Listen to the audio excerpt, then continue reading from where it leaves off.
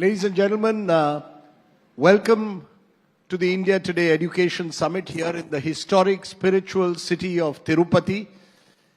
And one can't think of a better place in which to talk about just what education can do to lift the lives of millions of Indians. And that's exactly what Andhra Pradesh is attempting to do. I had first-hand sense of this when a month ago we put out a story of a group of young meritorious boys and girls from low-income groups, underprivileged families who were traveling through the United States to get a sense of what was happening in that country, in the United Nations, even at the White House.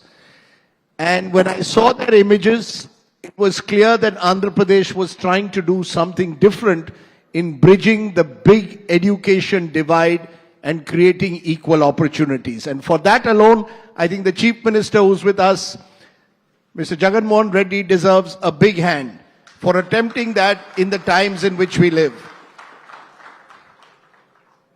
Thank you very much, Jaganji, for joining us. You've been very quiet in the last 5 years since you took over. Perhaps this is the first time you're coming on television in these 5 years. Is it that you've learned that the only way to be in politics is to let your work do the talking? Is that how you have seen yourself? Why have you been so silent in the national media? It almost seems as if you made Andhra Pradesh the space where you want to do all your work and prove yourself. In fact, I'm glad that our team of India Today journalists have visited our schools, have seen what's happening there. And that I'm really glad about that, because no matter what I speak, it is only when you see what has happened, only then you get a sense of what had been done. So I'm happy about that. Because the reason I ask is, one of the charges made against Indian politicians in general and Indian governments in general is we don't invest enough in education. In fact, education and health, which really are critical to building a better society. So is this a shift that you're trying to make in the way you see governance when you say that you want to put Andhra Pradesh on the map when it comes to education by bringing in new technologies, by trying to bridge the divide between rural and urban students, between government schools and private schools? Is this something close to your heart, or do you believe every politician now needs to look at education as their #1 priority sector? In fact, actually, the only way we can, at some stage, think about removing poverty or eradicating poverty, the only way, I strongly believe, is by quality education. A right to education is no longer the buzzword. A right to quality education should become the buzzword. What is the point in bringing up an education system where the poor get to study something else, where the rich study something else, where the poor get to study only Telugu medium, where the government schools only teach Telugu medium, whereas the aspiration and whereas the rich who can afford get to be educated in English medium. So if that were to be the divide, then that division between the rich and the poor would never be wiped out. It would continue until and unless the quality of education given to the downtrodden is on par with what the rich could afford. That is where these changes have originated from that thought.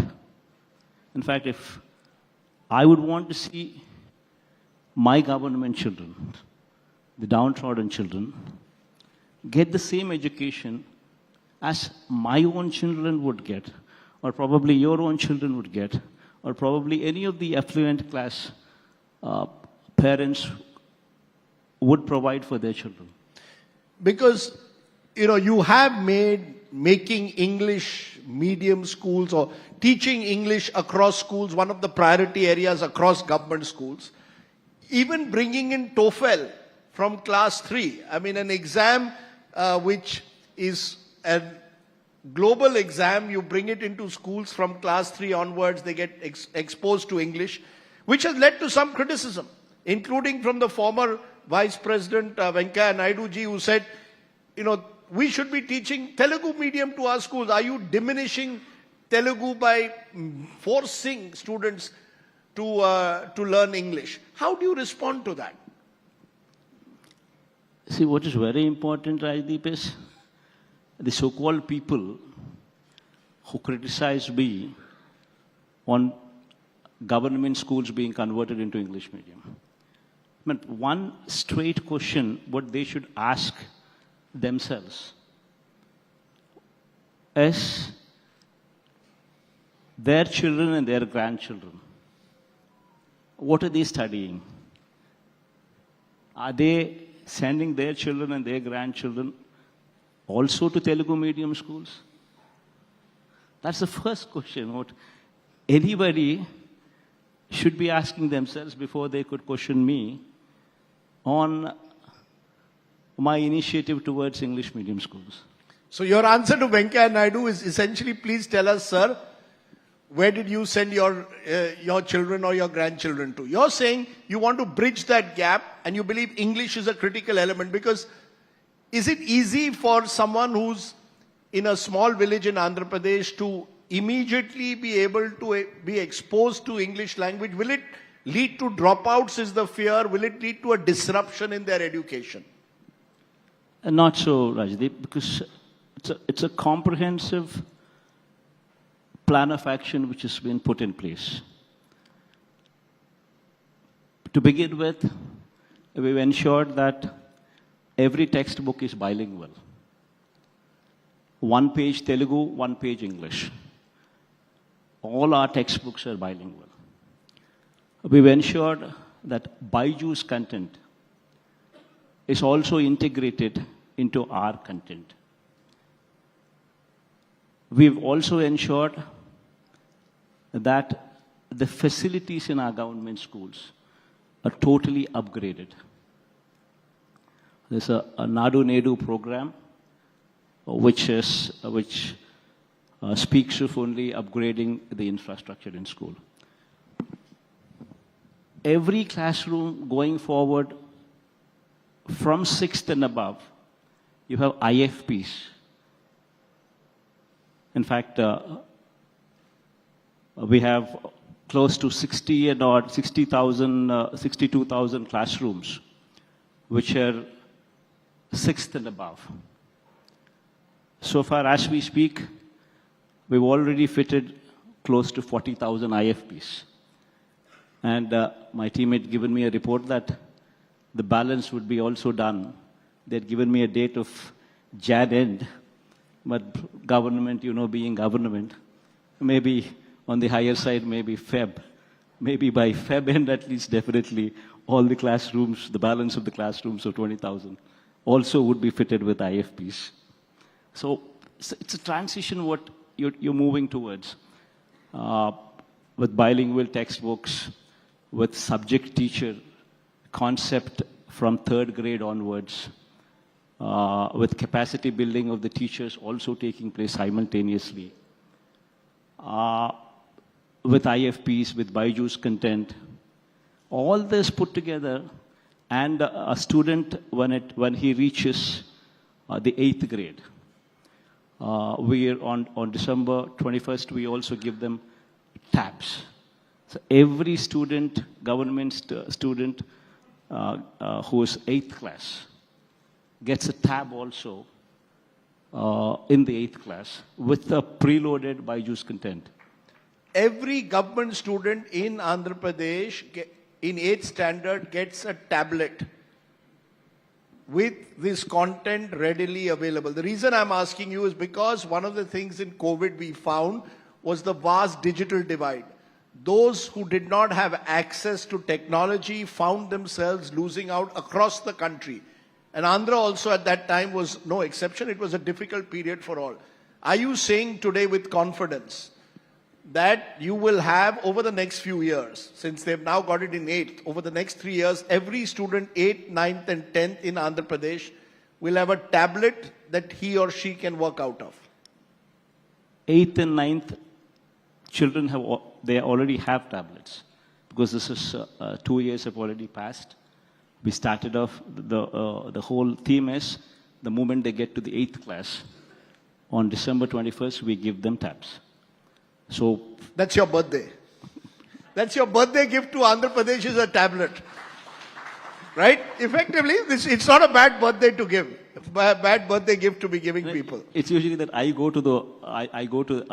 to these schools, spend time with the children there on my birthday. So on that particular day, the thing that is closest to my heart, I do it. So. But you see, the question will arise, is Jagan Mohan Reddy trying too much too soon? Because as you said yourself just now, government systems take time to catch up. You're pushing them in the direction of making even these schools not just nationally but globally competitive. You're bringing even international baccalaureate, the kind of prestigious education that is only seen in the big city schools. Is it too much? Are you going too fast at times? Do you worry that, because that's the criticism from opposition parties, it will lead to dropouts, enrollments will drop out, parents will wonder, is this the education I want to give my children, or do you believe that aspirational India is ready for it? With IB, the thing is, in fact, IB is, they're joining our SCERT, our board, state board, on 31st. So from that particular day, IB would be part of our SCERT, our board. The roadmap with IB is the first year, that is 20 till June 25. It's only going to be capacity building to the teachers, the whole year. Then going forward from from 25 onwards, 2025 June onwards, going forward, one class per year. That is, they start off with the first class. Then year after that, the transformation into IB is moved into second class. Then the third class. By 2035, you would have our children in government schools appear exams competing for an IB certificate. It's going to be a certificate with the state government collaboration with IB. And this certificate would be the same certificate on par with international baccalaureate certificate given abroad, given anywhere internationally. So that is the roadmap with IB. The reason why we're just moving in this direction is because, Rajdeep, as I said, it is the quality of education which is the most significant thing. If the quality of education is not good enough, our children can never compete globally. So we're not talking about India as one country now. Now the world has become a next door place. So we're talking about a situation where our children would have to be competing globally. And you cannot say that only the rich can compete globally.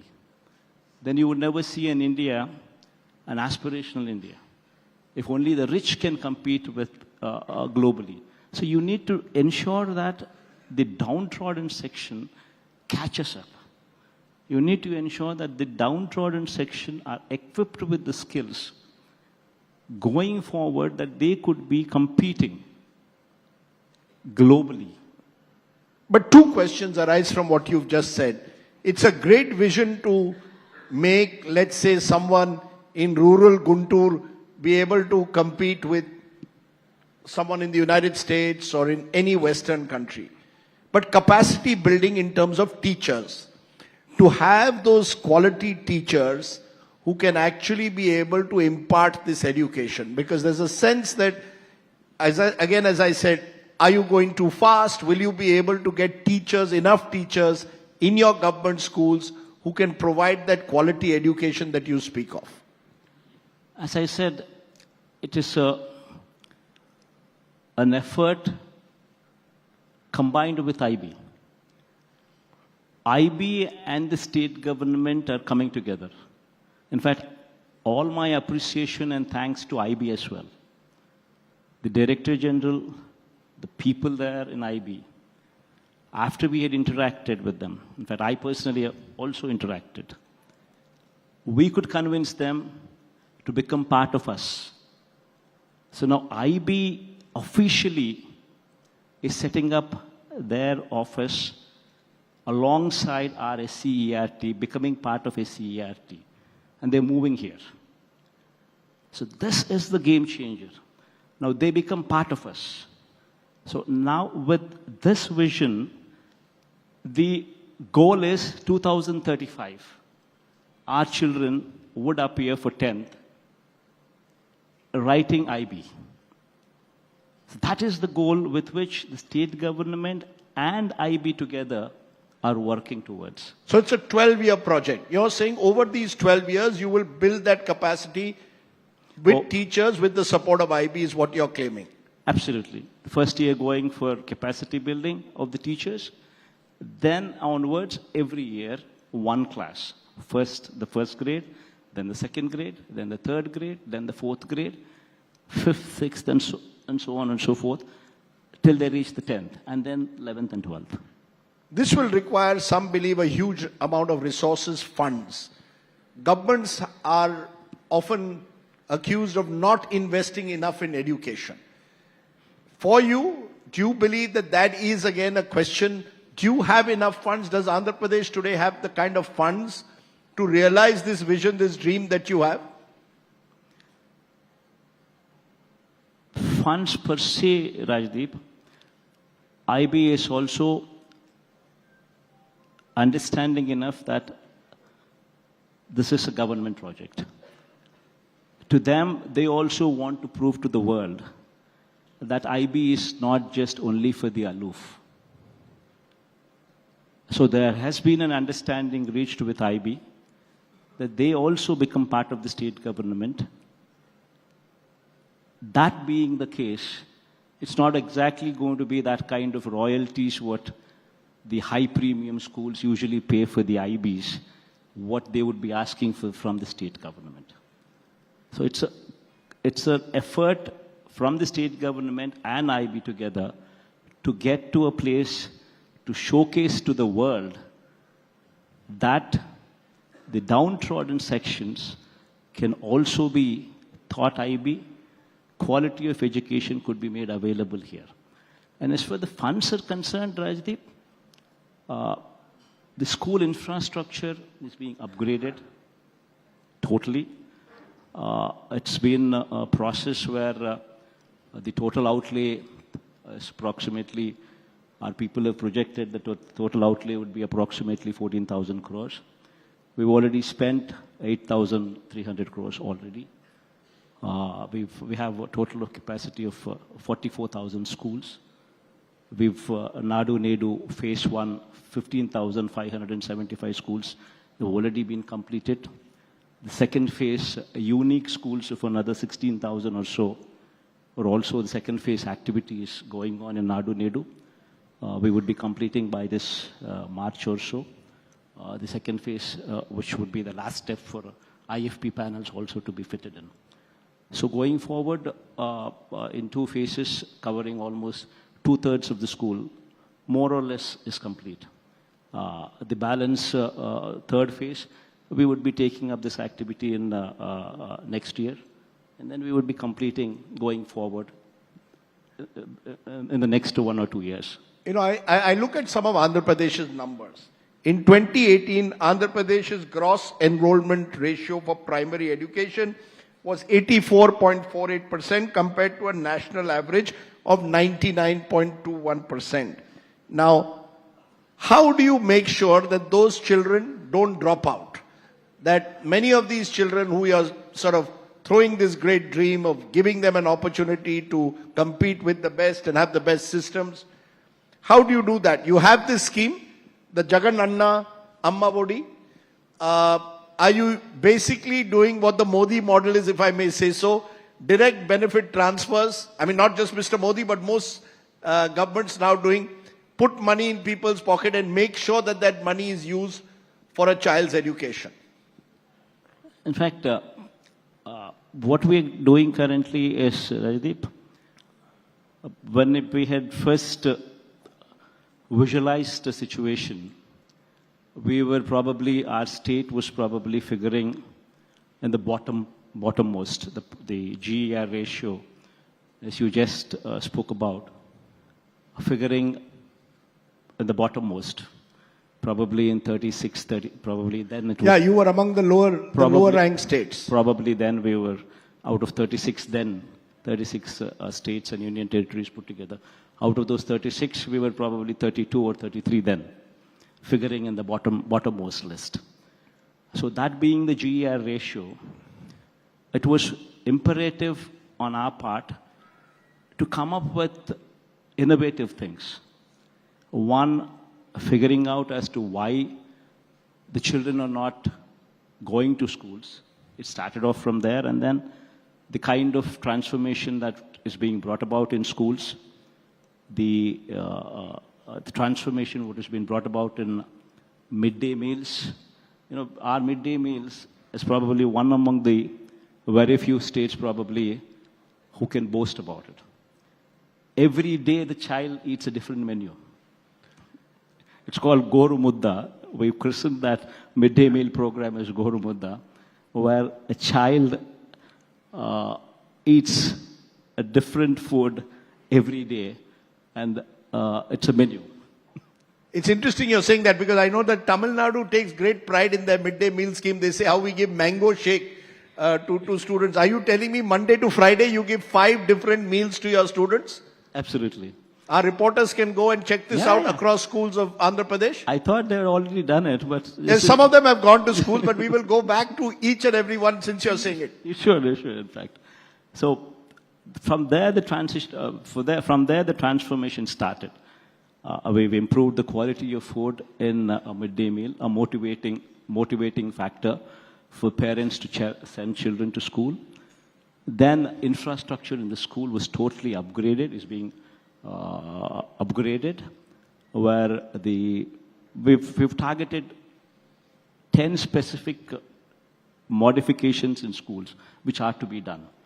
Clean toilets, the classrooms, 6th and above IFPs, repairs, the furniture being upgraded, clean drinking water. These kind of specific details, what every school should have. So we focused on that, and we ensured that these 10 are ticked off in every school. How do you ensure oversight that what you're saying in Vijayawada is being implemented in every corner of the state? How do you ensure some element of accountability from each and every school? Because we've seen in the past, government schools have not maintained the standards that they should. There are exceptions. We have, there's a thorough monitoring system in place. The headmasters, the school committees, the joint collectors, the collectors. There's a monitoring system in place, and every school is monitored. And at my level, since I personally monitor what's happening, and I periodically take reviews, not only with the education department also, but with also the collectors also. So there is an element of Once, once if the CM himself is taking reviews, the government automatically moves on a particular subject. Now I know why you spend so little time in Delhi. Because you've got to do this level of micromanagement here in Andhra Pradesh. But, one challenge, of course, is not just quality education, but also ensuring that education makes people employable. One of the challenges you've had in Andhra, even before you came to power, is unemployment. Graduates from Andhra had one of the highest unemployment rates in India at 35%. Is that a challenge to provide skills, make them either entrepreneurial or provide them the skills that will enable them to compete in this increasingly globalizing world? The focus was just not only on schools alone, Rajdeep. Even the higher education also, a lot of focus was applied on. So much so that we changed the curriculum, made it more job-oriented. Our degrees, which are usually 3-year courses, are now internship is made mandatory in those courses, where the summer vacation also somebody utilizes for internship. And all these courses, degree courses, are made 4 years with an honors degree as well. So you have online verticals, you have certificate giving online verticals also being made, which are also being offered as part of the curriculum. So you have internship, which is mandatory. You have online verticals, part of the curriculum. In fact, so much so that we're also we're inking a deal with edX. Going forward, I think next month we are inking a deal with them, where almost 1,800 subjects, if I'm wrong, if I'm correct, 1,800 subjects, where what we're doing, Rajdeep, is we're giving, in a particular subject, if somebody were to take, we're improving the verticals, making it part of the curriculum with credits. And these subjects are going to be directly from Harvard, LSE, these kind of premium institutes through edX would be offering these courses online. Give me an example of a possible course that you think could be offered. Computers, what would be offered? Say for instance, say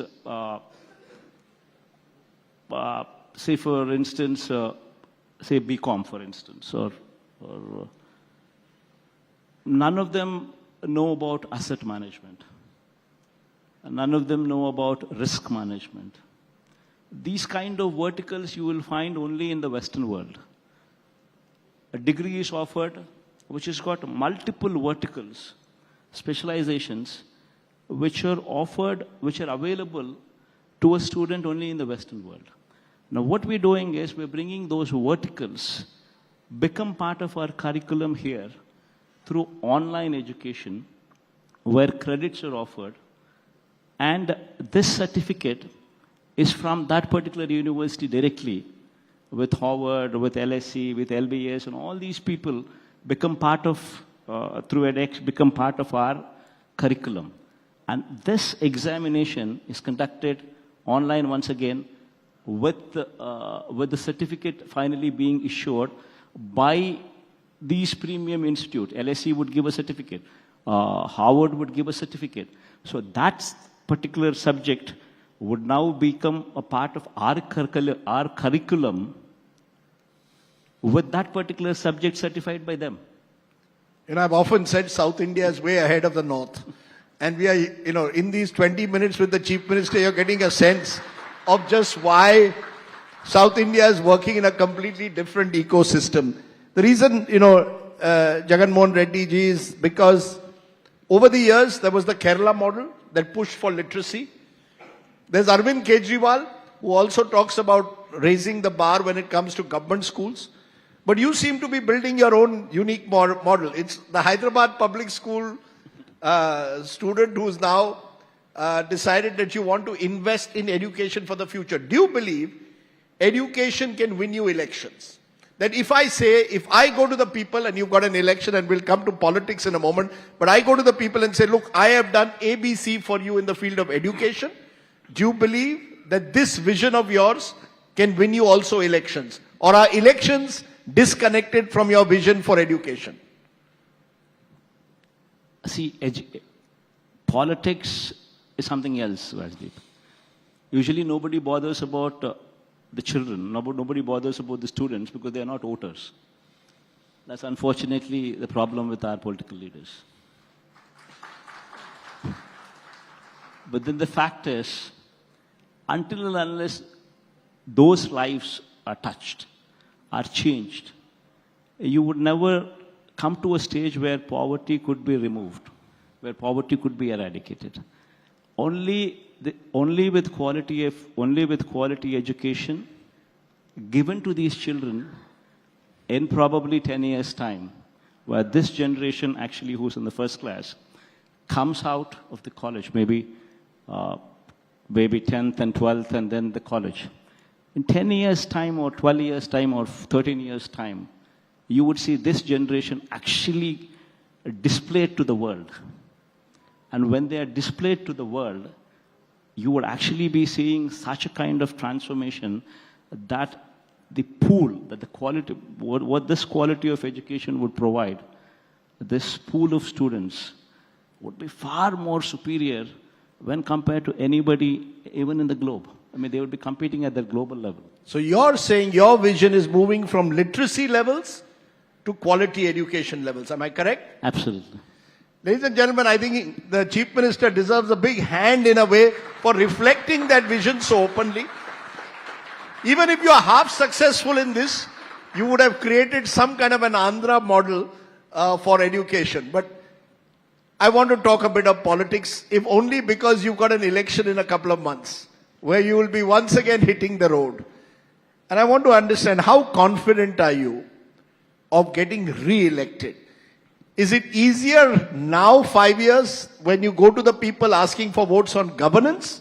Or is it easier when you were in the opposition in 2019, having done your yatra and taking on the Chandrababu Naidu government? Are you feeling more confident today than you were in 2019? Honest answer. Rajdeep, hope is always stronger than reality. That having said, in this particular case, in my case, I would definitely say one thing. What has been done, what has been promised, what has been done, if one were to see the manifesto, 99% of our manifesto has been implemented. Not only implemented, but taken to the people as well, shown that manifesto once again, and that manifesto is also ratified by people.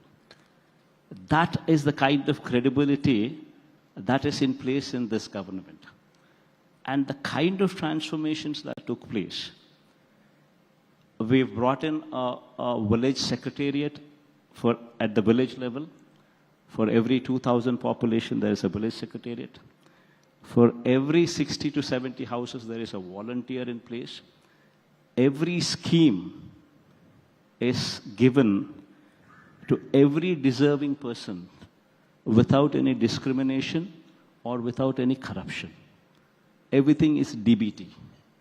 Direct benefit transfer, you're claiming that you're going this time to the elections on the basis of your manifesto, which you claim you've implemented, and your welfare measures across sectors, and putting money in people's banks. Am I correct? The important thing is, Rajdeep, DBT is one part of the whole transformation. But the whole thing is, your schools have changed.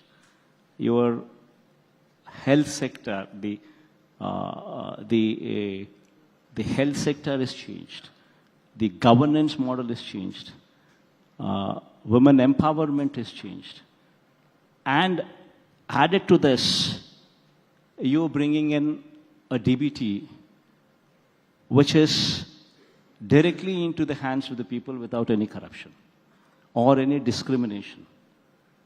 That is the most, all this put together would ensure that my government would be re-elected. You know, you're saying you'll be re-elected. You're saying you'll be re-elected on the welfare measures that you brought in. But this time it seems somehow that the entire opposition or a major part of it is targeting you. They're saying Jagan Mohan Reddy's government riddled with corruption. They will target you and they consistently say promises not met. Is that now, do you feel cornered in some way when every party here seems to make you the target? I think no opposition can say promises have not met. No opposition can speak about corruption. With 2,53,000 crores of rupees through DBT in these 56 months. That is the kind of money that we're talking about. And the worst part is, it's the same government, it's the same budget. The growth rate in debt also, when compared to my previous regime, is less in our regime. So how is it that a government, same budget, the only change is the chief minister? They could not do it. This government could do it. And people are actually the witness to it. You know, you mentioned briefly their government versus your government, effectively referring to your predecessor, Chandrababu Naidu. Chandrababu Naidu and his team say that you have used state power to target them. You've stifled them. Their voice has been silenced. The former chief minister went to jail a couple of months ago. He blamed you for pushing, he said, cases against him, which he said was illegal. His arrest was illegal. Your response, this charge of vendetta politics, of settling scores in Andhra Pradesh? Absolutely not, Rajdeep. See, the fact that he was arrested is because of the corruption charges that are leveled against him. And all these corruption charges have gone to the court. I mean, he fought tooth and nail in the court. And the judge and the judges at various levels were convinced with the evidences that were available, that were produced, which actually resulted in he being in prison for those 52 days or those 2 months. So how can anybody say that it is vendetta politics? He says misuse of state CID. See, basically, Rajdeep, nobody can misuse any government agency because ultimately the litmus test would be the courts. See, anybody who is arrested would obviously go to the court. And in those courts, if the courts are not convinced that there is sufficient evidence there, then you fall flat. And more so in these particular high-profile cases, especially when the elections are around the corner, no chief minister would take that risk of arresting somebody until and unless the case is very strong, until and unless there is substantial evidence. Who's your main opposition, though, in 2024? Is it the national parties like the Congress and the BJP, or is it Chandrababu Naidu who's tied up with Pawan Kalyan's Jan Sena? Is Andhra Pradesh this unique state where the fight is going to be between two powerful regional parties, YSRCP versus Telugu Desam Jan Sena? In Andhra Pradesh, Rajdeep, the national parties, both of them are insignificant. Congress or the BJP, they do not have much of a presence here. Yes, the fight would be obviously our party, YSRCP, against the combined forces of Telugu Desam Party and Janasena, both of them.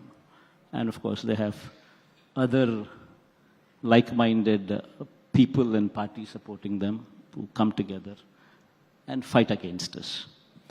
You know, you were making the headlines, or your party has been making the headlines because 3 of your MPs have resigned, a third resigned this week. Apparently, many of them are being denied tickets. You dropped 58 MLAs and you're dropping 10 MPs. Is this a reflection that there could be anti-incumbency? Why are you dropping so many sitting MLAs and MPs if there is no anti-incumbency? And if they are leaving your party, what is the signal that's being sent out? See, the fact is, Rajdeep, every party conducts their own surveys. And every party, based on those surveys, based on the perception they believe in, they would actually make these changes. See, the fact is, there is a government which is delivered. People are happy with the government. That's what we strongly believe. That's what the surveys, what we have conducted, have also revealed. But there are a lot of cases where the perception on the MLAs and the local leaders per se is not all that good. So at times, based on various caste dynamics, based on perception, that a party would be forced to make these changes. And in our case, elections just around the corner, just 70 or 80 days down the line. Rather than making those changes at the last minute and creating a lot of confusion, we decided that we will make those changes now itself, so that the entire confusion comes up now itself and it dies down before the elections come any closer. Basically, you don't want to make the same mistakes that K. Chandrasekhar Rao made in Telangana, where he didn't change sufficient number of sitting MLAs. It's interesting how you're sort of putting it, but you said your main rivals are the regional parties, the Chandrababu, Naidu and the Janasena, which leaves open the question, the national parties. We saw Mr. Naidu at the Ram Mandir Pran Pratishtha ceremony. He seems to want to go close to the BJP. You seem to have given issue-based support to the BJP in parliament on various issues. How do we read this? Is every Andhra party wooing the BJP and Prime Minister Modi? So we've always maintained our line, Rajdeep. So it's very important that the state maintains a cordial relationship with the central government. It's very important that it is required for the development of the state. So we've maintained that line. And while maintaining so, we've ensured that every subject is thoroughly looked into and issue-based support is extended. Issue-based support. So if even after the 24 elections, if you win, you would provide issue-based support to whoever comes to power at the center, or specifically the BJP? Let's revisit this topic when it's the right time. But issue-based support for now, right? Absolutely. For now, issue-based support, which leaves the Congress party. Because that also is, Andhra is making headlines again because guess what? The Congress party has chosen to make your sister, Y.S. Sharmila, their party chief. I know this is difficult, but is it that the legacy of Y.S. Rajshekhar Reddy is now going to be split within the family? How do you respond that you may well have to go into this election with your sister on the other side? Congress is basically playing dirty, Rajdeep. Congress has got this tradition of playing dirty as far as state politics are concerned, in our states more specifically. They have divided the state for their own political gains. Unjustly divided the state, more so. Divide and rule. Be it the state, divide and rule, be it our family. Even when I had gone against the Congress party, they had pitted my own uncle. They had made him a minister, and they had forced him to contest against me when I had broken away from Congress party, when I had resigned from the Congress party in those days, and contested on our own party. The Congress always does this. They divide and rule. Unfortunately, now, once again, they've not learned their lessons. So once again, they've divided my family, brought in my sister to actually lead their party. But unfortunately, what they do not understand is ultimately there is a greater power than the Congress party or any of the parties here. There's a God there. And ultimately, God would ensure that these people are taught a lesson properly. Are you angry, bitter? Because, when I look at it, your father, late father, was the one who helped the Congress form a government in 2004. There would have been no UPA government without Y.S. Rajshekhar Reddy, both in 2004 and certainly in 2004, to some extent 2009. Are you angry, bitter, or it's part of life? There were days, Rajdeep, when that bitterness was there. But as we moved on, ultimately, it is God it's God whom I strongly believe in that. That ultimately, eventually, God is watching.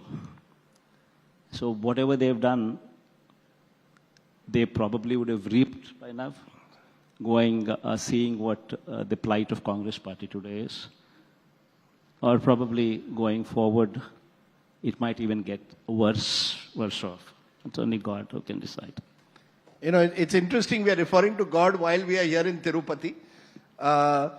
So let me end by, in a way, reflecting back from the Jagan Mohan Reddy that I first met about 15, 16 years ago when you first became a member of parliament.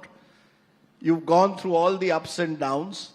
What's the biggest change from the Jagan Mohan Reddy that I met 15, 16 years ago as a young man entering politics to Jagan Mohan Reddy now, a chief minister for 5 years, who's willing to go to the people on his track record, as you've told me in this interview? What's the biggest change that we've seen in you? Change seen in me? Not sure, Rajdeep. I think you're a better judge. Probably you would be a better judge, probably, to tell me the change. Well, one change I've seen, you're more cautious, careful, and you're also focusing almost entirely on governance more than politics. I want to tell this audience, when we were coming here, there was a young girl who came up to Jagan Mohan Reddy and said, thank you, and put out the tablet that she had received on your birthday and said, I've got this because of you. Is that what gives you a sense of satisfaction at the end of these 5 years? That if there are hundreds and thousands of that little girl out there who've got tablets, who perhaps have this opportunity for a quality education that you're promising them, that's what will give you the greatest satisfaction. Absolutely, Rajdeep. These 56 months, I'd say, Rajdeep, have been those months where I can say to myself that I've done my bit. And no regrets. I've ensured that I've touched so many crores of people. And I have, that's what gives me the satisfaction that even if I were to step down today, I have absolutely no regrets. I'm more than happy. And you're going to and significantly, here is the Chief Minister who says, I'm going to the people of Andhra Pradesh in 2024 asking for votes on my record, right? Which the opposition is saying, we're ready to challenge you. You're saying, bring it on. Absolutely, Rajdeep. In fact, all of my speeches in public meetings these days, I've been just telling one thing. If you have benefited from our governance, only then stand with me. That's very bold. That shows a sense of confidence. And maybe that's one of the changes that's come from the young man who I met in 2009, who was at that time accused of being rather brash. Now I see the young man self-confident and ready to reach out to the people based on his work that he says he's done in the last 5 years. We'll see which way the people of Andhra Pradesh vote in a few months from now. But for now, for giving us your vision, particularly in the education sector and the road ahead, the Andhra model of education, as we are now going to call it, Jagan Mohan Reddy, ladies and gentlemen, please give him a very big hand. Thank you so much.